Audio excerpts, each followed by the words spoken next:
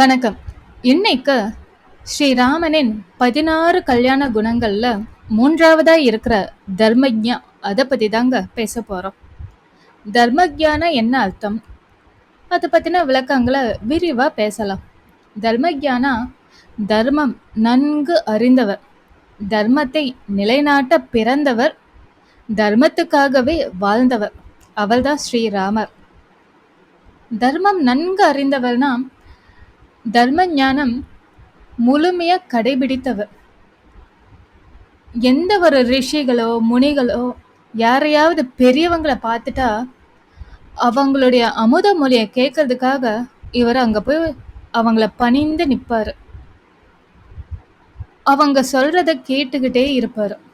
இவருக்கு கேட்கறதுன்னா ரொம்ப பிடிக்குங்க. அதுவும் நல்ல விஷயங்களை, தர்ம காரியங்களை, தர்மம்னா என்ன, அதே மாதிரி அதை ஒட்டி நடந்த வரலாறு, மற்ற எல்லா விஷயங்களும் கேட்கணும்னாவே இவருக்கு ரொம்ப பிரியம்.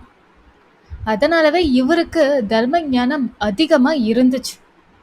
எந்த அளவுக்கு இருந்துச்சுன்னா, இவரு எந்த ஒரு செயலை செஞ்சாலும் தர்மத்தை நிலைநாட்டும்படியான செயல்களை மட்டும்தான் செய்வாரு.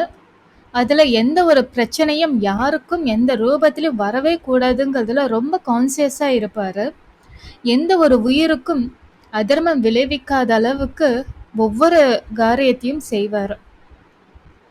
அது மட்டும் இல்லாம இவர் கூட பழகுறவங்களும் கொஞ்சமாவது இதெல்லாம் வேண்டாம், கொஞ்சம் தளர்த்திக்கலாம், தர்மத்தை விட்டு வெளியே போயிடலாம் அப்படின்னாலும் இவர் விடவே மாட்டாரு. இவருக்கு இருக்கிற அந்த ஒரு பர்சனாலிட்டி எப்படின்னா, இவர் கூட பழகுறவங்க எல்லாருமே ஆட்டோமேட்டிக்கா இவரை மாதிரி தர்மத்தை நிலைநாட்டணும், அதாவது ஒரு விஷயத்த நேர்த்தியா இந்த மாதிரி சிஸ்டமேட்டிக்கா வரிசையா தான் செய்யணும் அப்படின்னா அப்படிதான் செய்யணும். அப்படி மற்றவங்களும் செய்யறதுக்கு இன்ஸ்பிரேஷனா இருந்தவர் தான் ஸ்ரீராமர். அவர் கூட இருந்தவங்க எல்லாரும் அவசரப்பட மாட்டாங்க, நிதானத்தை கடைபிடிப்பாங்க, பொறுமையோட இருப்பாங்க. ஏன்னா முழுமையான அன்பு நம்பிக்கை ஸ்ரீராமன் இடத்துல அவங்களுக்கு இருந்துச்சு.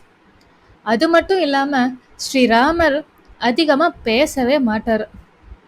முத்து உதிர்த்திடுன்னு சொல்லுவாங்க பாத்தீங்களா, அதே மாதிரிதான் ஸ்ரீராமர் ரொம்ப குறைவா தான் பேசுவாரு. ஆனா பேசுற ஒவ்வொரு வார்த்தையும் தேன் போல இனிக்கும், தித்திக்கும்.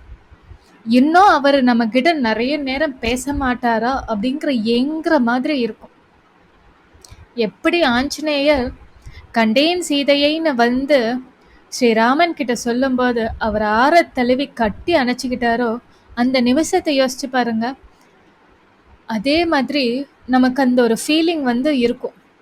நமக்கு ஒரு சில பேர் இருப்பாங்க இல்லையா, அவங்க கிட்ட பேசினா பேசிக்கிட்டே இருக்கணும், அவங்க பேசுறத கேட்டுக்கிட்டே இருக்கணும் அப்படின்னு தோணும் இல்லையா. அதே மாதிரி தான் ஸ்ரீராமன் சுலபத்துல யாருக்கிட்டையும் அதிகமா பேசவே மாட்டாரு. பேச ஆரம்பிச்சிட்டா குறைவா தான் பேசுவாரு. அந்த குறைவா பேசுறதும் இனிப்பா இருக்கும், தித்திக்கும்.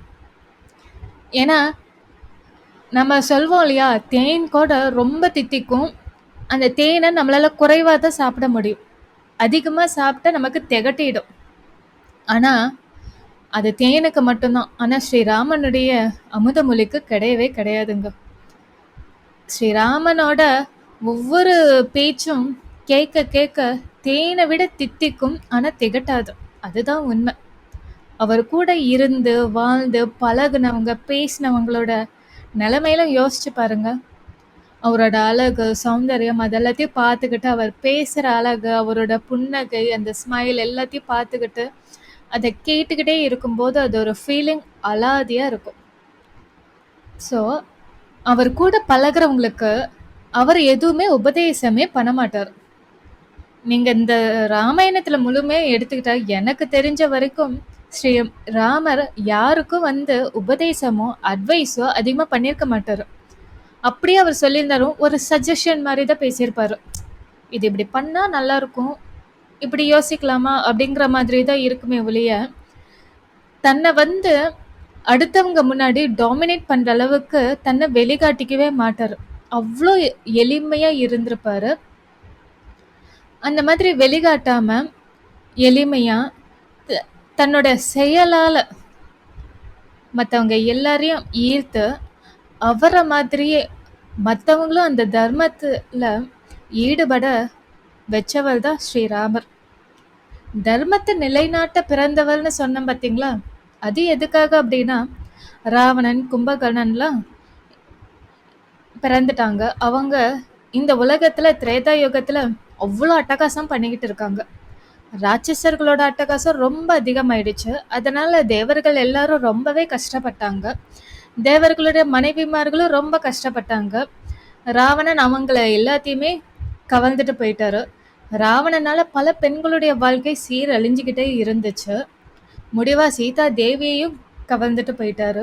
இந்த மாதிரி தர்ம காரியத்துல ஈடுபட்டுக்கிட்டே வந்த ராவணனையும் அவங்கள சேர்ந்தவங்களையும் அழிப்பதற்காகவே ஸ்ரீராமன் அவதாரம் எடுத்தார். ஏன்னா அதர்மம் தலை தோங்கும் போது தர்மத்தை நிலைநாட்ட பகவான் பிறப்பார் இல்லையா? அப்படி பிறந்தவர் தான் ஸ்ரீராமன். தர்மத்துக்காகவே வாழ்ந்தால் சொன்ன பார்த்தீங்களா? அதாவது தசரத மகாராஜா கனவு கண்டுகிட்டு இருக்காரு. ஸ்ரீராமனை அயோத்தி மன்னனா அறிவிக்கணும், முடிசூட்டணும்னு அதற்கான பல ஏற்பாடுகளை செஞ்சுக்கிட்டு வராரு. ஆனா யார் கண்ணு பட்டுச்சோ கூனியினால கைகேயியோட மனம் மாறி போச்சு. அவங்க அதுக்கு முன்னாடியே தசரத மகாராஜா கிட்ட கேட்ட 2 வரத்தை இப்ப நான் கேட்கிறேன்னு கேட்டுட்டாங்க. ஒண்ணு, ஸ்ரீராமன் 14 வருடம் வனவாசம் போகணும். 2வது, என் மகன் பரதனுக்கு முடிசூட்டணும். இவ்வளவுதான். இதை கேட்ட ஒரு தந்தையான மகாராஜாவுக்கு இடியே விழுந்த மாதிரி ஆயிடுச்சு. அவர் ரொம்ப கெஞ்சுறாரு கைகேயி கிட்ட, இப்படிலாம் பண்ணாத, இப்படி கேட்காத. ஸ்ரீராமன் யாரு? நம்மளோட மகன் தானே. நீ தானே ஸ்ரீராமனை அப்படி பார்த்து பார்த்து வளர்த்த, உன் சொந்த மகனாட்ட வளர்த்த. நீ ஏன் இப்படி இது பண்றேன்ட்டு அவர் ரொம்ப கெஞ்சுறாரு, அலறாரு, துடிக்கிறாரு, புழு மாதிரி துடிக்கிறாரு. ஆனா கைகேயி முடிவா இந்த விஷயத்த கேட்டுட்டாங்க. அவங்க தன்னுடைய பிடிவாதத்தை மாத்திக்கவே இல்லை. ரொம்ப உடஞ்சி போன தசரத மகாராஜா ஸ்ரீராமன் கிட்ட சொல்றாரு. ஸ்ரீராமன் கலங்கவே இல்லை, துளி கூட கலங்கல. எப்படி 14 வருடம் வனவாசம் போகணுங்கிற செய்தி கேட்டதும் சந்தோஷப்பட்டாரோ, அதை விட அதிகமா சந்தோஷப்பட்டாரு. எதுக்காக அப்படின்னா, பரதனுக்கு முடிசூட்டணும்னு சொன்ன வேட்டி. ஏன்னா தன்னுடைய தம்பிக்கு முடிசூட்ட போறாங்கங்கும் போது ஒரு அண்ணனா அவர் அவ்வளோ சந்தோஷப்பட்டாரு. அதை ஆமோதிச்சாரு. அதற்கான எல்லா ஏற்பாடுகளும் செய்ய சொல்லிட்டாரு. ஆனா பரதன் அந்த அந்த நிமிஷம் அந்த நாட்டுல இல்லவே இல்லை. 14 வருடம் போயே ஆகணுங்கும் போது தன்னோட சத்தியத்தை நீங்க காப்பாத்தி தான் ஆகணும்னு ஸ்ரீராமன் வந்து தன்னுடைய தந்தை கிட்ட சொல்றாரு. நான் அம்மா சொன்னதுக்காக கண்டிப்பா போறேன், எனக்கு எந்த பிரச்சனையும் இல்லை, இது நான் சந்தோஷமா ஏத்துக்கிறேன்னு மலர்ச்சியோட சந்தோஷமா ஏத்துக்கிட்டாரு. ஸ்ரீராமனுக்கு துணையா லக்ஷ்மணன் ரெடி ஆயிட்டாரு. அப்புறம் சீதா தேவியும் வரன்னு ரெடி ஆயிட்டாங்க. ஆனா ஸ்ரீராமன் ஒத்துக்கவே இல்லை. நீலாம் வர வேண்டாம், நீ ரொம்ப கஷ்டப்படுவ அப்படின்னு அவர் நிறைய கன்வின்ஸ் பண்றாரு. ஆண்கள் ரொம்ப கில்லாடிகள். ஏன்னா அவங்கள வந்து ஒரு ஒய்ஃபை கன்வின்ஸ் பண்ணணும் அப்படின்னா நல்லாவே பேசுவாங்க. அதே மாதிரி ஸ்ரீராமனும் பேசுறாரு. ஆனா சீதா தேவி ஒத்துக்கவே இல்லை. நீங்க எப்படி தர்மத்தை நிலைநாட்டுறதுக்காக, சத்தியத்தை காப்பாத்துறதுக்காக நீங்க வந்து வனவாசம் போறீங்களோ, நானும் உங்களோட தர்ம பத்தினியா அதே தர்மத்தை காப்பாத்துறதுக்காக உங்க கூட வந்துதான் ஆகணும்னு அவரோட வார்த்தைகளை வச்சு அவரை மடக்கிட்டாங்க. அதனால சீதா தேவியும் ஸ்ரீராமனோட புறப்பட்டாங்க. இதுதாங்க, அவர் கூட பழகுறவங்க எல்லாருமே அந்த தர்மத்தை கடைபிடிக்கிறதுல ரொம்ப தீவிரமாயிடுவாங்க, விட்டு கொடுக்கவே மாட்டாங்க. இந்த மாதிரி விஷயத்துல ஸ்ரீராமனுக்கு எந்த அளவுக்கு பிடிவாதம் இருக்கோ அதே அளவுக்கு அவங்களுக்கும் இருக்கும். ஸ்ரீராமன் சீதா தேவி மற்றும் லக்ஷ்மணனோட வனவாசத்துக்கு புறப்பட்டாரு. தன் தாய் கைகேயினால ஸ்ரீராமன் காட்டுக்கு 14 வருடம் போக போறாருன்னு தனக்கு தான் அரச பதவி வரப்போகுதுங்கிறது கேட்ட பரதன் ரொம்ப கொந்தளிச்சு போறாரு. தன் தாய் கூட ரொம்ப சண்டை போடுறாரு. ஏன் இப்படி பண்ணுனீங்க அப்படின்னு நிறையவே சண்டை போடுறாரு. தன் அண்ணனை தேடி ஓடி போறாரு. அது மட்டும் இல்லாம ஒரு பக்கம் அவருடைய தந்தையும் உயிர் நீத்திடுறாரு. அதாவது தசரத மகாராஜா. எப்படி இருக்கும் இந்த சூழ்நிலை யோசிச்சு பாருங்க. பரதன் தன் அண்ணன் ஸ்ரீராமனை தேடி போறாரு. போய் அவரை சமாதானப்படுத்தி எப்படியாவது நாட்டுக்கு அழைச்சிட்டு வரணும்னு ரொம்பவே முயற்சி பண்றாரு. ஆனாலும் ஸ்ரீராமன் தன் தந்தை கொடுத்த வாக்க ஒரு தனையனா அவருடைய மகனா நான் காப்பாத்தி தான் ஆகணும். அதனால இது இப்படியே இருக்கட்டும். இதை நான் மாத்திக்க முடியாது அப்படின்னு தெளிவா பரதன் கிட்ட சொல்லிடுறாரு. நீயே இந்த 14 வருடம் ஆட்சி செய்யணும்னு சொல்றாரு. இதை கேட்டு ரொம்பவே கோபப்படுறாரு, கொந்தளிக்கிறாரு. நான் ஆட்சி புரிய மாட்டேன், நீங்க தான் ஆட்சி புரியணும். அதனால உங்களுடைய பாதுகையை கொடுங்க அப்படின்னு சொல்லி அதை வாங்கிக்கிறாரு பரதன். அந்த பாதுகைய அரியணையில வச்சு அவரு ஆட்சி புரிஞ்சுக்கிட்டு வராரு. அது மட்டும் இல்லாம ஸ்ரீராமன் கிட்ட ஒரு விஷயத்த சொல்றாரு. 14 வருடம் முடிஞ்ச உடனே நீங்களும் சீதாதேவி லக்ஷ்மணன் எல்லாரும் இங்க வந்துடணும். வரல அப்படின்னா நான் தீ குளிச்சிடுவேன், நெருப்புல இறங்கிடுவேன் அப்படிங்கிறாரு. என்னுடைய உயிர் கண்டிப்பா போயிடும் அப்படின்னு உறுதி தராரு. அப்படிலாம் இல்லை, உனக்கு கொடுத்த வாக்க நான் கண்டிப்பா காப்பாத்துவேன். 14 வருடம் கழித்த உடனே கண்டிப்பா வந்துடுவோம் அப்படின்னு வாக்கு கொடுத்துட்டு போயிடுறாங்க. தன்னுடைய தந்தைக்கு முறைப்படி செய்ய வேண்டிய எல்லா ஈமச்சடங்குகளையும் காட்டுல ஏதோ செய்யறாரு. எந்த ஒரு மகனா இருந்தாலும் சரி, வெளியூர் வெளிநாடுன்னு இருந்தாலும் சரி, தன்னுடைய தந்தையோ தாயோ இறந்துட்டாங்க அப்படின்னா உடனே போயிடணும், பக்கத்திலே இருந்து செய்ய வேண்டிய எல்லா காரியங்களையும் செய்யணும் அப்படிங்கிற துடிப்பு எல்லாருக்குமே இருக்கும். நம்மள மாதிரி ஒரு மனிதனா வாழ்ந்தவள் தான் ஸ்ரீராமனும். அவர் எந்த அளவுக்கு துடிச்சிருப்பாரு. ஏன்னா ஸ்ரீராமன்னா தசரதனுக்கு அவ்வளோ உயிர். ராமனுக்கு அப்ப எப்படி இருந்திருக்கும். ராமன் அவர் மேல எவ்வளோ அன்பு உயிரா இருந்திருப்பாரு. அவர் எவ்வளோ துடிச்சிருப்பாரு. இருந்தாலும் அவர் அதையும் ஏத்துக்கிட்டு தன் தந்தை கொடுத்த வாக்க முழுமையா கடைபிடிக்கணும் அப்படிங்கிறதுக்காக அதுல இருந்து எந்த காலத்திலையும் எந்த ஒரு சூழ்நிலையிலையும் நாம காரணம் காட்டி எஸ்கேப் ஆயிடக்கூடாது அப்படிங்கிறதுக்காக காட்டுலயே தன்னுடைய தந்தைக்காக எல்லா காரியத்தையும் செஞ்சாரு. அதே மாதிரி காட்டுல பல ஆண்டுகள் வாழ்ந்தும் சீதா தேவிய ராவணன் கபட நாடகம் ஆடி கடத்திட்டு போறாரு. வழியில ஜடாயு தடுக்கிறாரு. தடுக்கும்போது ராவணன் அவரை குத்திடுறாரு. வாளால் வெட்டும்போது குற்றுயிரும் குலவுயிருமா அவரு கீழே விழறாரு.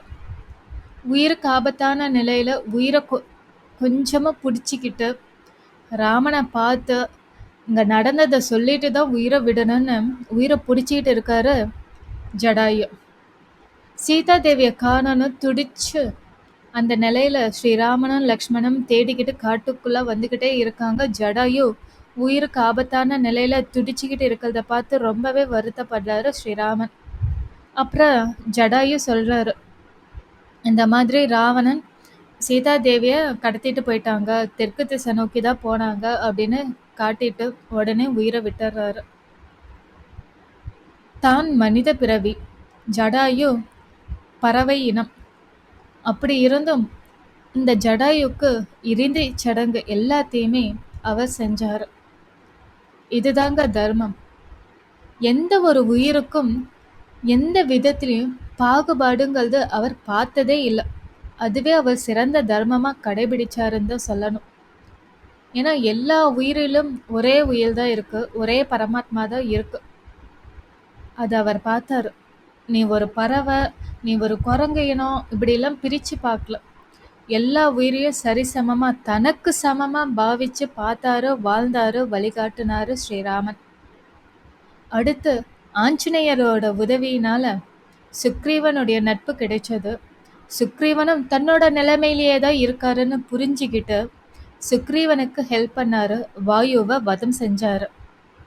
உங்களுக்கே தெரியும், ஸ்ரீராமனுக்கு ராவணன் எப்படியோ அதே மாதிரி தான் சுக்ரீவனுக்கு வாலி. அதாவது இதுல வாலி சுக்ரீவனுடைய மனைவியை கவர்ந்துட்டாரு, அரச பதவி எல்லாத்தையும் கவர்ந்துட்டாரு. சுக்ரீவன் நாடோடைய பயந்துகிட்டு காட்டுலயும் மேட்டுலயும் உயிருக்காக பயந்து ஒளிஞ்சு வாழ்ந்துகிட்டு இருக்காரு. ராவணனும் அதே மாதிரி தான். ராவணனுக்கு ஒரு மனைவி மட்டும் இல்லை, பல மனைவிகள். அது மட்டும் இல்லாமல் அந்த புறத்தில் நிறைய பேர் இருக்காங்க. அது மட்டும் இல்லாமல் தேவர்களோட மனைவிகள். அவர்களுடைய பார்வையில் படுற ஒவ்வொரு பெண்ணையும் தனக்கு சொந்தமாக்கிக்கணும் அப்படிங்கிறதுல மட்டும்தான் ராவணன் இருந்தார். அது அன்பாலும் சரி, பலாத்காரமாக இருந்தாலும் சரி, அது அவர் கையாண்ட விதம், அவர் வாழ்ந்த வாழ்க்கை முறை. அதனால வாலிய வதம் செஞ்சாரு இல்லையா? அதுக்கப்புறம் சுக்ரீவன் ஸ்ரீராமன் 2 பேரும் ஒன்று சேர்ந்துட்டாங்க. வானரப்படை அதிகமாக ஒன்று சேர்ந்தது. ஏன்னா வாலியோட மகன் உட்பட அவருடைய வானரப்படை வீரர்கள் எல்லாருமே சுக்ரீவனுடைய ஆட்சிக்கு கீழே வந்துட்டாங்க. அதனால ஸ்ரீராமனுக்கு ஹெல்ப் பண்ண எல்லாரும் தயாராயிட்டாங்க. ஒவ்வொரு வானரப்படையும் ஒவ்வொரு திசைக்கு போகிறாங்க சீதாதேவியை கண்டுபிடிக்க. அதுக்கப்புறம் தெற்கு திசையில தான் இருக்காங்கங்கிற ஒரு கன்ஃபர்மேஷன் வர, அங்கே சமுத்திரம் இடையில இருக்கிறதுனால அந்த சமுத்திரத்தை தாண்டறதுக்கு ஆஞ்சநேயரை சூஸ் பண்ணாங்க. ஆஞ்சநேயரும் தாண்டி போனார். சீதாதேவி இருக்கிற இடத்த கண்டுபிடிச்சாரு. ராவணனுக்கு வார்னிங்கும் கொடுத்துட்டு வந்தார். அதாவது ஸ்ரீராமன் பார்த்தீங்கன்னா, ஒரு பிரச்சனை வந்துருச்சு அப்படின்னா அதை நல்ல விதமாக பேசி சால்வ் பண்ணுறதுல அவர் முயற்சி பண்ணுவார். இப்போ வாலி விஷயத்தில் எடுத்துக்கிட்டோம் அப்படின்னா, வாலியோட கேரக்டர் பார்த்திங்கன்னா, சுக்ரீவனை ரொம்பவே ஹர்ட் பண்ணியிருக்காரு. மனைவியை கவர்ந்துட்டாரு. அவரோட அரச பதவி எல்லாத்தையுமே பறிச்சுட்டாரு. அது மட்டும் இல்லாமல் வாலியை எதிர்த்து நேருக்கு நேராக வந்து யாராலையுமே சண்டை போடவே முடியாது. ஏன்னா எதிரில் நிற்கிறவங்களுடைய பாதி பலம் வாலிக்கே போய் சேர்ந்துடும். அதனால தான் போல் தர்மப்படி all is fair in love and வாருங்கிற மாதிரி அவர் மறைமுகமாக இருந்து வாலியை வதம் செஞ்சார். இங்கே வாலியை சமாதானப்படுத்துறதுக்குங்கிற பேச்சுக்கு இடம் இல்லாமல் போயிடுச்சு. ஸ்ரீராமன் நினச்சிருந்தா பேசியிருக்கலாம், ஆனால் அவர் பேசலை, பேசவும் விரும்பலை. அதுக்கான காரணம் என்னவா இருக்கும்னு யோசிச்சா, சுக்ரீவன் அனுபவித்த துன்பம். ஏன்னா அவர் உயிருக்காக ஒவ்வொரு இடத்துலையும் ஓடி ஓடி மறைஞ்சு வாழ்ந்துக்கிட்டு இருந்தார். அது மட்டும் இல்லாமல் வாலிக்கும் ராவணனுக்கும் ஏற்கனவே சண்டை வந்திருக்கு. அதில் ராவணன் புறமுதுகு காட்டி ஓடியும் போயிருக்காரு. ஏன்னா வாலி அந்த அளவுக்கு பலசாலி. ஏன்னா எதிராளியோட பவரில் பாதி பவர் இவருக்கு வந்துடும். அதனால் இவர் ரொம்ப பலசாலியாக இருப்பார். இவர்கிட்ட பேசுறதுக்கான இது இல்லை. சண்டை போடணும் அப்படின்னாலும் அவர்கிட்ட பேச முடியாது, எதிரில் நிற்க முடியாது, சமாதானப்படுத்தலாம் அப்படின்னாலும் முடியாது. ஏன்னா சுக்ரீவனுக்காக ஸ்ரீராமன் இன்கேஸ் வாலிக்கிட்ட பேசியிருக்க முடியுமா அப்படின்னா, ஏன் அவள் சூஸ் பண்ணலை, ஏன் பேசலை அப்படிங்கும்போது சுக்ரீவன் அனுபவித்த துன்பம் தான் காரணமாக இருக்கும்னு நான் நினைக்கிறேன். அது மட்டும் இல்லாமல் சுக்ரீவனும் தன்னோட நிலைமையிலேயே தான் இருக்காரு. மனைவியை இழந்துட்டு மனைவிக்காக காத்துக்கிட்டு இருக்காரு. எல்லா வகையிலும் சுக்ரீவன் முயற்சி பண்ணி தோத்து போய் அவரு வாழ்ந்துக்கிட்டு இருக்காரு. இதுக்கு மேலே வாலிக்கிட்ட பேசினாலும் பிரயோஜனமே இல்லைங்கிற ஒரு எல்லையில தான் ஸ்ரீராமன் சுக்ரீவனுக்காக வாலியை வதம் செஞ்சார். ஆனால் ராவணன் கிட்ட நிறைய முறை பேசினாங்க. ஏன் அப்படின்னா, ராவணன் சிவபெருமானுடைய சிறந்த பக்தன். அது மட்டும் இல்லாமல் அவருக்கு அதீத செல்வம் உண்டு. அவருக்குன்னு நல்ல பேர் எந்த அளவுக்கு இருக்கோ அதே அளவுக்கு கெட்ட பேரும் உண்டு. அது மட்டும் இல்லாமல் சீதாதேவி அங்கே இருக்காங்க. நல்லவங்க கூட பழகும்போது நல்லவங்களோட அந்த வாசம், அந்த ஒரு காரணமாக அவங்க நல்லவங்களா மாறுறதுக்கான ஒரு வாய்ப்பு கொஞ்சமாவது இருக்கு. இந்த பாசிபிலிட்டி இருக்கு இல்லையா? அதனால தான் ஸ்ரீராமன் வந்து முயற்சி பண்ணாரு. ஆஞ்சநேயர் அனுப்பும்போது, ஆஞ்சநேயர் வந்து வார்னிங் குடுக்கும்போதும் சரி, அங்கதன் போய் வார்னிங் குடுக்கும்போதும் சரி, இவங்க வந்து அந்த வார்னிங் குடுக்குறாங்க அப்படிங்கும்போதே, ஏதாவது இன்கேஸ் ஏதாவது ஒரு இடத்துல அவர் மனசு மாறிட மாட்டாரா? அப்படிங்கிற ஒரு காரணம் தான். மனசு மாறி சீதா தேவிய ஒப்படைச்சிருந்தாரு அப்படின்னா, ராவணன் வதமே நடந்திருக்காது. இங்க ராவணனோட வதம் நடந்தே ஆகணும். ஆனா, ராவணன் அதற்கான நெறைய பாவங்கள பண்ணிக்கிட்டே தான் இருக்காரு. இத எல்லாத்தையுமே வந்து வாட்ச் பண்ணிக்கிட்டே தான் இருக்காரு பகவானும். விபீஷ்ணன், கும்பகர்ணன், அப்புறம் ராவணனோட மனைவி மண்டோதரி, இவங்க எல்லாருமே வந்து ராவணனுக்கு நெறைய கட்டத்துல வாய்ப்பு கிடைக்கும் போதெல்லாம் புத்தி சொல்லி பார்த்துட்டாங்க. ஏன் சீதா தேவி கூட புத்தி சொன்னாங்க. ஆனா ராவணன் கேட்கவே இல்ல. அதாவது தப்புலயே உழன்று உழன்று வாழ்ந்துகிட்டு இருக்கிறவங்களுக்கு சுற்றி நடக்கிற எந்த ஒரு விஷயமுமே கெட்டது நல்லதாவும், நல்லது கெட்டதாவும் தான் தெரியும். அதனால தான் கூட இருக்கிறவங்களும் தன்ன மாதிரி தான் இருப்பாங்க அப்படிங்கிற ஒரு எண்ணமும் அவங்களுக்கு வந்துடும். அது ம அது மட்டும் இல்லாம அவங்க சொல்றத கேட்கவே கூடாதுங்கிற அகங்காரமும் தானா வந்துரும். அது ராவணன் கிட்ட அதிகமாவே இருந்துச்சு. அதுவே அவருடைய தோல்விக்கு காரணமாவும் இருந்துச்சு. ஸ்ரீராமன் இந்த 4 விஷயத்த அதாவது எல்லா பெரியவங்களும் இந்த சாமம், தானம், வேதம், தண்டம்ங்கிற இந்த 4 முறைகள கடைபிடிப்பாங்க. ஒரு பிரச்சனை வந்துருச்சு அப்படின்னா, அந்த பிரச்சனைய சால்வ் பண்றதுக்கு. 1 சமாதானம் பேச ஆரம்பிப்பாங்க. 2வது ஏதாவது தானம். ஏதாவது ஒரு பொருளோ, ஏதாவது பணமோ, பொருளாகவோ, பணமாகவோ, நிலமாகவோ ஏதாவது ஒரு தானத்த குடுத்து, அந்த பிரச்சனைய சார்ட் அவுட் பண்றது. 3வது பேதம். இப்ப 2 பேருக்குள்ள பிரச்சனை நடக்குது அப்படின்னா, இப்படி பண்ணா அப்படி ஆயிடும், இப்படி பண்ணா அப்படி ஆயிடும்ன்ட்டு, அவங்களோட மைண்ட கன்ஃப்யூஸ் பண்ணி, பேதப்படுத்தி, இது இது பண்ணினீன்னா இதுதான் இது உனக்கு தான் நஷ்டம். இது பண்ணா இது லாபம். இப்படி சேர்ந்தா இப்படி நீங்க 2 பேரும் சேர்ந்து இவ்வளோ பிரச்சனைய சால்வ் பண்ணலாம். லாபமாவும் இருக்கும்னு பேதப்படுத்தி காட்டி, அவங்கள சமாதானப்படுத்துறது. பிரச்சனைய சார்ட் அவுட் பண்றது. 4வது தான் தண்டம்.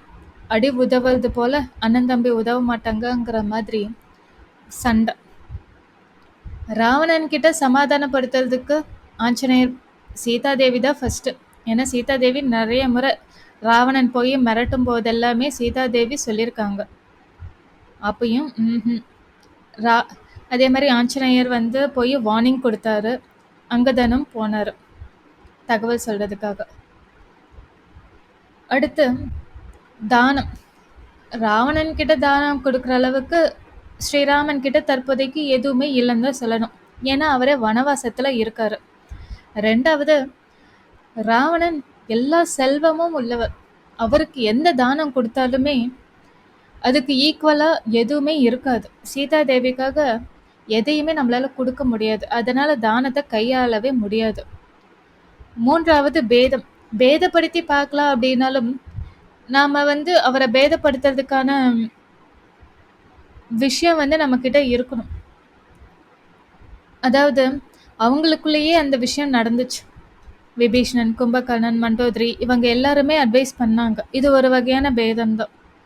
ஏன்னா அவங்களும் வந்து மறைமுகமா இதுதான் நல்லது, இதுதான் வந்து தர்மம்னு நிறைய விஷயங்களை சொன்னாங்க. பேதப்படுத்தி அவரோட மனசை வந்து மாத்துறதுக்கான முயற்சியில ஈடுபட்டாங்க. ஆனாலும் அது தோல்வியில தான் முடிஞ்சது. இது எல்லாமே ஃபெயிலியர் ஆயிடுச்சு. விபீஷணன் வந்து எவ்வளவோ சொல்லியும் அவர் கேட்கவே இல்லை.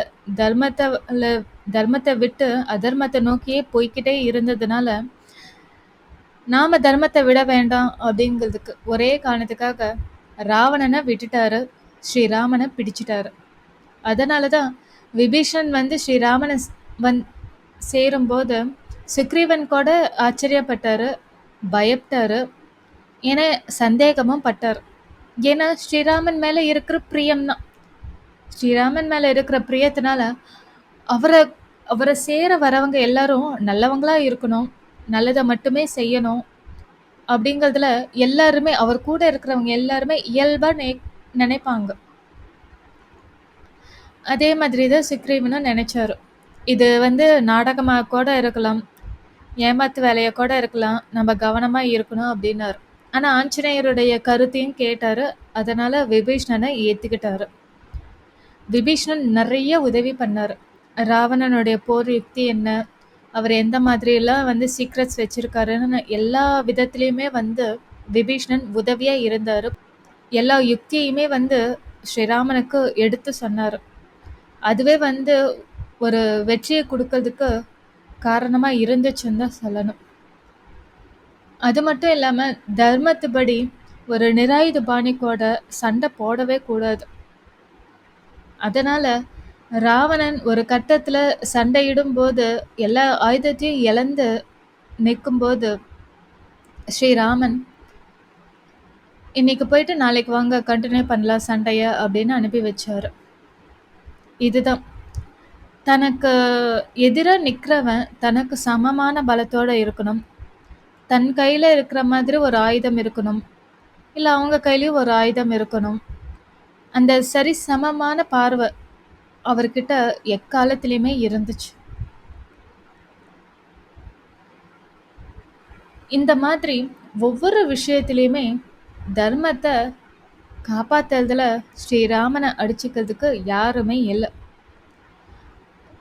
ஒருவனுக்கு ஒருத்திங்கிற கோட்பாட்டை அவர் என்னைக்குமே மீறவும் இல்லை. சீதா தேவி மேல அவ்வளோ உயிரா இருந்தாரு, அவ்வளோ காதலிச்சாரு. சீதா தேவி அந்த அளவுக்கு ஸ்ரீராமனை காதலிச்சாங்க. சீதா தேவியை மீட்டாங்க, அயோத்திக்கு போனாங்க, அரசு ஆண்டாங்க. அப்புறம் பல வருடங்கள் கழிச்சு சீதா தேவி கர்ப்பமானாங்க. அப்புறம் மறுபடியும் சீதா தேவியோட விருப்பத்துக்கு இணங்க காட்டுக்கு அனுப்பி வச்சாரு ஸ்ரீராமன். ஏன்னா சீதா தேவி ஏற்கனவே ஸ்ரீராமன் கிட்ட கேட்ட ஒரு விஷயம்தான்.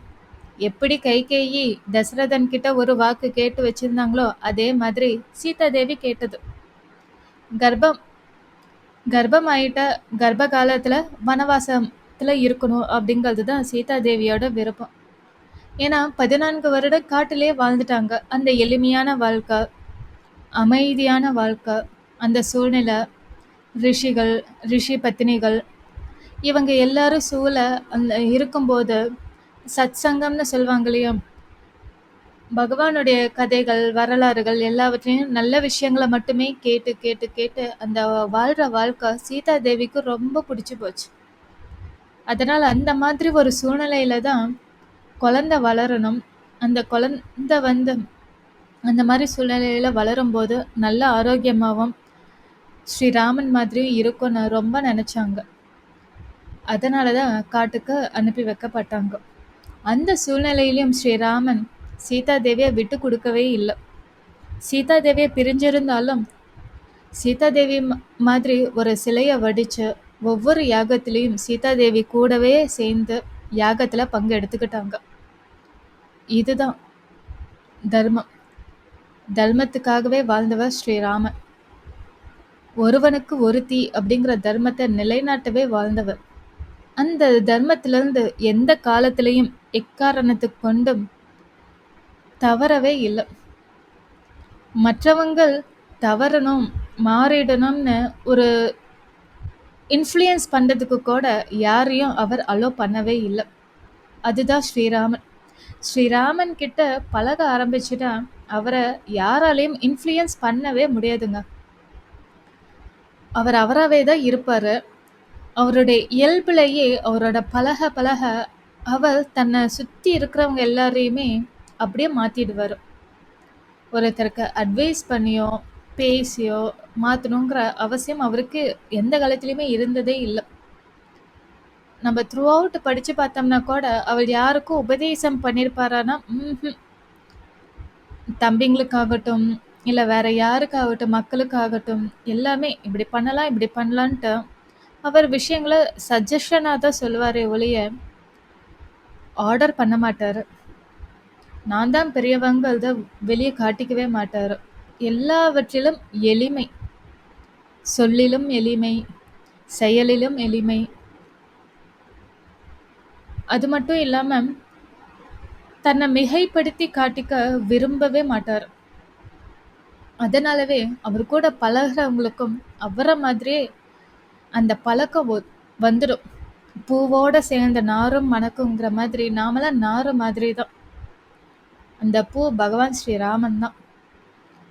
அவரோட பழகும்போது, அவரோட கதைகளை கேட்கும்போது, அவரோட நாமத்தை சொல்லும்போது, அவர் வாழ்ந்த வாழ்க்கையை நம்ம ரீகால் பண்ணி பண்ணி பார்க்கும்போது, அந்த சூழ்நிலையில அவர் எப்படி இருந்திருப்பாரு, எப்படி வாழ்ந்திருப்பாரு, ஏன் அவருக்கு அந்த மாதிரி எண்ணம் வந்துச்சுங்கிறத நம்ம கொஞ்சம் பொறுமையா யோசிச்சு பார்க்கும்போது நமக்கே பல விஷயங்கள் புரியும். ஆட்டோமேட்டிக்கா நமக்கும் அந்த மாதிரி தர்ம ஞானம், தர்மத்தோட எப்படி நம்மளுடைய வாழ்க்கையை வாழணும் அப்படிங்கிறத நமக்கு புரிஞ்சிடும், புரிய வச்சிடுவாரு அந்த ஸ்ரீராமன். இதுதாங்க தர்மஜ்ஞா. நீங்களும் தர்மத்தோட வாழுங்க, தர்மத்தை நிலைநாட்ட வாழுங்க. தேங்க்யூ. ஜெய் ஸ்ரீராம்.